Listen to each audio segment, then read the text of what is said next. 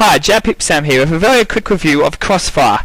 Not to be confused with another game called CrossFire, which is also an MMO.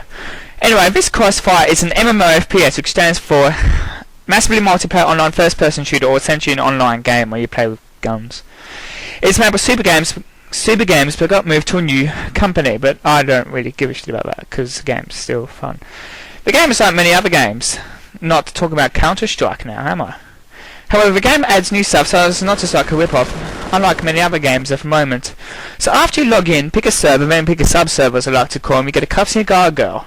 Most of the stuff you pick, you have to pay for in-game money, and it lasts a few days. No, you don't actually have to pay any real money for this game. In fact, you don't pay any money in real life for this game, which means the game is balanced and stacks better. There are 7 game types, which are Team Deathmatch, which speaks for itself.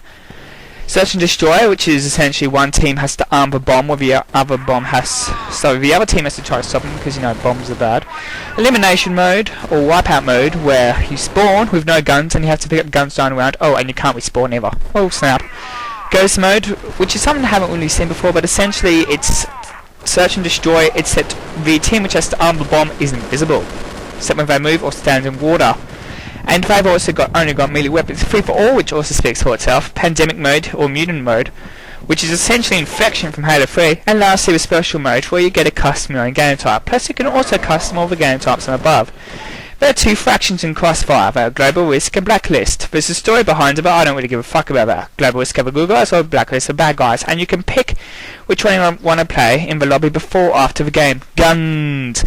Now you can buy guns from the black market, where you can make loadouts with different guns and grenades, which you can pick before the thing. Each gun costs a shitload of money, so after you spend all the money, and you only get a small amount of money per match, so it's going to take fucking forever to get a decent gun after your first gun. Oh, and also there's a ranking system, which I'm not particularly good at, and an honor system. Overall, CrossFire is a very well made game. The graphics aren't the best, but who gives a fuck? It has nice touches, like different death animations, and you can swivel your knife around before you spawn.